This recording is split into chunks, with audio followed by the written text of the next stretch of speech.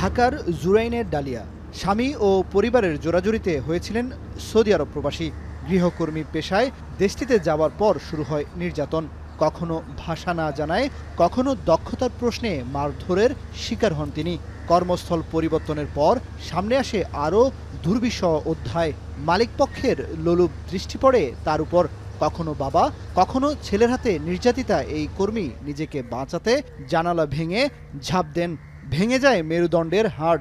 যেই স্বামীর অনুপ্রেরণায় প্রবাসী হয়েছিলেন, এই সময় সেও ছেড়ে চলে যায় তাকে।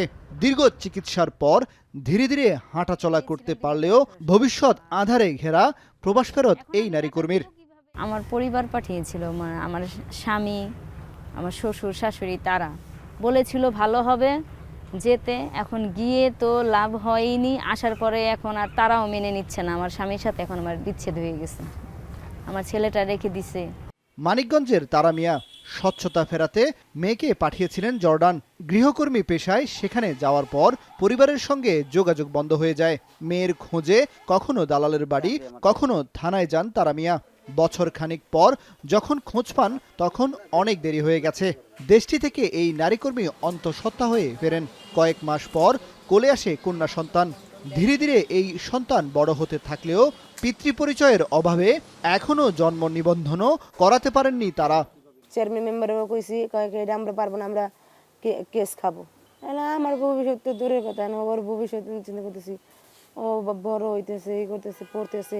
বছরের উপরে চলে যায়, খোঁজ খবর নেই, টাকা টুকা নেয়, না পাঠাইলো। কথাবার্তা কইলে তো একটা একটা শান্তি লাগে। জনশক্তি কর্মসংস্থান ও প্রশিক্ষণ ব্যুরোর তথ্য বলছে, গত 5 বছরে বহির্বিশ্বে 3,80,000-এর মতো নারী কর্মী পাঠিয়েছে বাংলাদেশ। এই সময়ের মধ্যে তাদের কতজন দেশে ফিরেছেন সেই তথ্য সংরক্ষিত নেই। এখন যদি এই ডাটাটা থাকতো কি সুবিধা হতো। আমাদের কিন্তু অনেকেরই প্রোগ্রাম আছে যে এই সাইকোসোশ্যাল তাকে কাউন্সিলিং করাবে। চলতি বছরেও প্রবাসে গেছেন 50,000-এর বেশি নারী কর্মী। সর্বোচ্চ তালিকায় রয়েছে সৌদি আরব, জর্ডান ও কাতার। বিগত বছরগুলোতে ওমান ও সংযুক্ত আরব আমিরাত ছিল এই তালিকায়। গৃহকর্মী, শিশু পরিচারিকা, রাঁধুনি ও পরিচ্ছন্নতা কর্মী হিসেবে গেছেন এদের প্রায় 35,000-এর বেশি কর্মী। নারী কর্মী বিদেশ পাঠাতে খরচ কম হলেও তাদের পরিশ্রম ও ক্ষতির সম্মুখীন হবার ঝুঁকি থাকে বেশি। মিডল ইস্ট কেন্দ্রিক যে এক ধরনের প্র্যাকটিস এবং এক ধরনের স্টিগমা তৈরি রয়েছে, সেটাকে আমার কাছে মনে হয় যে ইনস্টিটিউশনের উচিত ওই জায়গাগুলোকে ভাঙা। যদি মিডল ইস্ট আমাদের মেয়েদের জন্য সেফ না হয়, তাহলে সেফ করার জন্য চিন্তা করা, সেফ কীভাবে হবে, সিকিউর কীভাবে হবে। বৈদেশিক রেমিটেন্সের সহায়ক এই কর্মীদের ফিরে আসার তথ্য সংরক্ষণ সহ দুর্ঘটনা ও নির্যাতনের শিকার কর্মীদের সরকারিভাবে মনোসামাজিক ও আর্থিক পুনর্বাসনের উদ্যোগ নিতে বলছেন অভিবাসন সংশ্লিষ্টরা।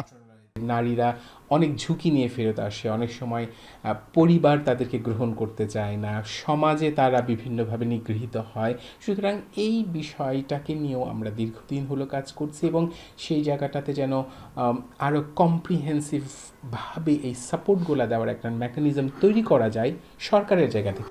অভিবাসন বিশেষজ্ঞরা বলছেন, নারী কর্মীদের বিদেশে পাঠানোর আগে কর্মসংস্থানের যথাযথ খোঁজখবর নিতে হবে। প্রাতিষ্ঠানিক উপায়ে নিরাপত্তা নিশ্চিত করা সহ ফিরে আসা কর্মীদের কেরিয়ার কাউন্সেলিং করে আয়ের পথ তৈরি করে দিতে হবে।